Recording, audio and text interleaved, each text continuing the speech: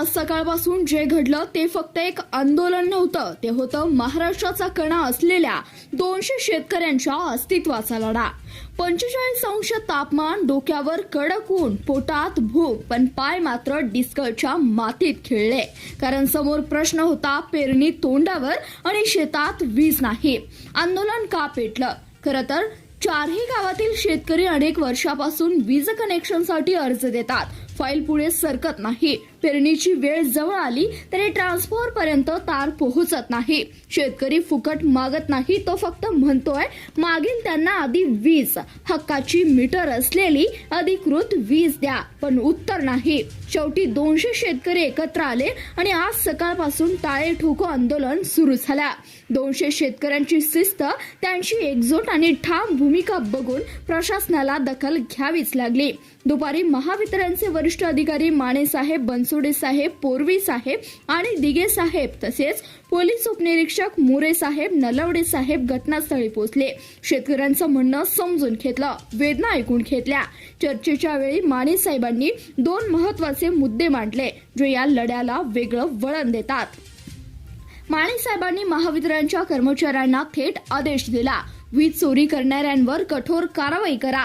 हा आदेश 200 शेतकऱ्यांसाठी दिलासा आहे, कारण प्रामाणिक शेतकरी दर महिन्याला बिल भरतोय, पण बाजूचा वीज चोर कनेक्शन तोडून वापर करतो, त्यामुळे व्होल्टेज कमी होतं, मोटर जळते, लोड शेडिंग वाढतं। आज माने साहेबांनी सांगितलं की प्रामाणिक शेतकऱ्यांवर अन्याय होऊ देणार नाही, ही भूमिका शेतकऱ्यांनी उचलून धरली पाहिजे।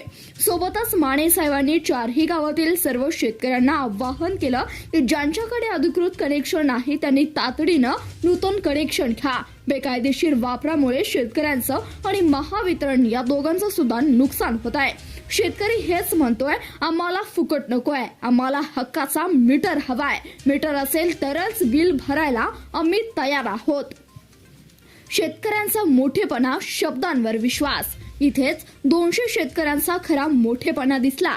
माने, बनसोडे, पोरवी, दिघे साहेबांनी प्रलंबित कनेक्शन तातडीनं मार्गी लावण्याच्या तोंडी शब्द दिला, लेखी कागद मागितलं नाही। शेतकरी शब्दांवर जगतो, त्यांचा शब्द म्हणजे करार असतो। म्हणूनच 200 शेतकऱ्यांनी प्रशासनाच्या तोंडी शब्दांवर विश्वास ठेवून आंदोलन तात्पुरतं स्थगित केलंय।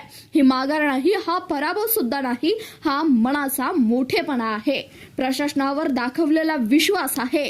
शब्द पाळा, आम्ही शेतात राबायला तयार आहोत, हाच त्यांनी संदेश दिला।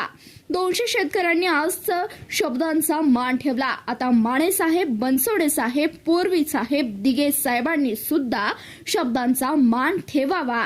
दिलेल्या मुदतीत प्रलंबित कनेक्शन झालंच पाहिजे, वीज चोरीवर खरोखर कारवाई झाली पाहिजे, नूतन कनेक्शनसाठी शेतकऱ्यांना सहकार्य मिळालं पाहिजे। 200 शेतकरी मागे आहेत, त्यांनी आंदोलन संपवलं नाही, तात्पुरते स्थगित केलं आहे। तातडीनं काम झालं नाही तर ते पुन्हा त्याच ठिकाणी त्याच निर्धाराने बसतील आणि तेव्हा आंदोलन अधिक तीव्र असेल। शेतकरी आंदोलन करायला आवडत नाही, त्याला शेतात राबायला आवडतं, त्याला पोरांना शिकवायला आवडतं, पण जेव्हा जगण्याचा प्रश्न येतो तेव्हा तो 45 अंश उन्हात सुद्धा ताट उभा राहतो। डिस्कवच्या 200 शेतकऱ्यांनी आज सर्वांना हे दाखवून दिलंय। आता प्रशासनानंही दाखवून द्यावं की त्यांचा शब्द हा शेतकऱ्यांच्या शब्दा इतकाच पक्का आहे। यावेळी नेमकं काय म्हणाले ते पाहूयात। ठिकाणी जे तुमचं सकाळपासून आंदोलन चालू होतं, ते आंदोलन आता पूर्ण झालंय का?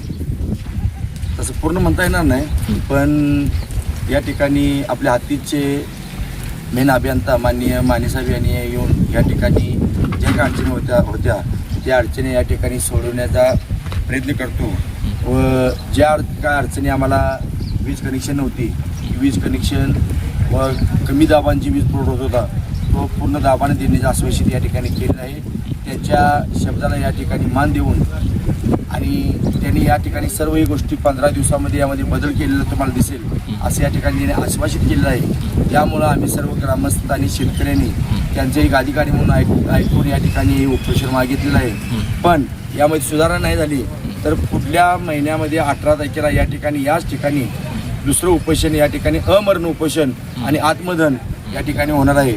याची दक्षता इथल्या पुढेही प्रशासनाने घ्यावी अशी या ठिकाणी मी विनंती करतो. तुमच्या मागण्या काय होत्या प्रमुख सकाळच्या? आमच्या मागण्या अशा होत्या की डिकसळ उपकेंद्रामध्ये जे 4-5 गावं आहेत त्या 4-5 गावाला लोड शेडिंग व कमी दाबाने जो वीज पुरवठा होतोय तो वीज पुरवठा या ठिकाणी सुरळीत चालावा. तसेच जे नवीन कनेक्शन घरगुती नवीन कनेक्शन होते ते कनेक्शन बंद केले ते कनेक्शन चालू करावं व लोकांना घरगुती कनेक्शन मिळावं या अशा आमच्या या ठिकाणी माफक अपेक्षा होत्या. त्या या ठिकाणी बऱ्यापैकी पूर्ण करण्याचा प्रयत्न शासनाने केलेला आहे. पूर्ण होतील असं वाटतंय तुम्हाला? अशी अपेक्षा आहे.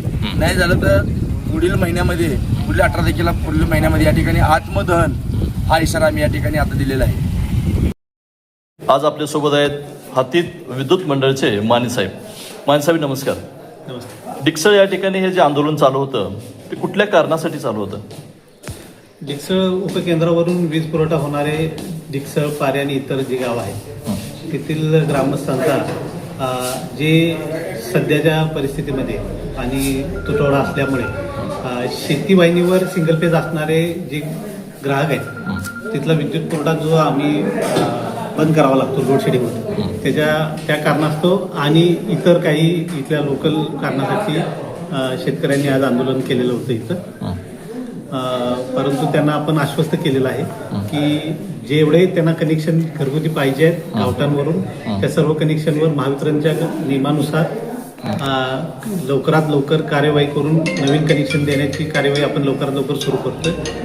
तसेच वीज पुरवठा खंडित होताना ज्या काही कारणं आहेत मेंटेनन्स करायचे आहेत ह्या सुद्धा गोष्टी येत्या 4 ते 5 दिवसात विद्युत वाहिनीचा जी मुख्यत्वे करून जतवरून येते त्या मुख्य वाहिनीचा लवकरात लवकर मेंटेनन्स करून अखंडित वीज पुरवठा देण्याचा आपण प्रयत्न करतोय. जे विद्युत चोरी चालू आहे त्या संदर्भात काय सांगू शकाल?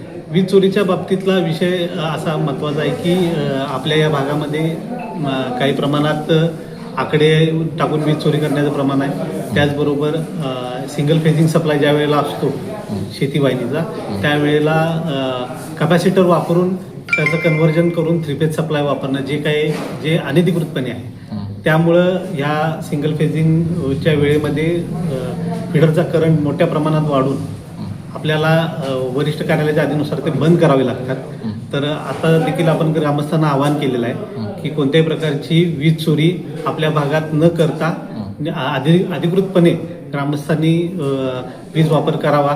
त्यासाठी ग्रामस्थांनी देखील आवाहनाला चांगला प्रतिसाद देऊन लवकरात लवकर या गोष्टी बंद करायचं आश्वासन दिलेलं आहे. त्याचबरोबर हातीत उपविभागामार्फत आणि गिरडी शाखा कार्यालयाच्या मार्फत स्क्वॉड तयार करून या वीज चोरांवर त्वरित कार्यवाही करून वीज चोरी थांबवण्यासाठी आपण प्रयत्न करतोय जेणेकरून अखंडित वीज पुरवठा जे अधिकृत ग्राहक आहेत त्यांना मिळावा.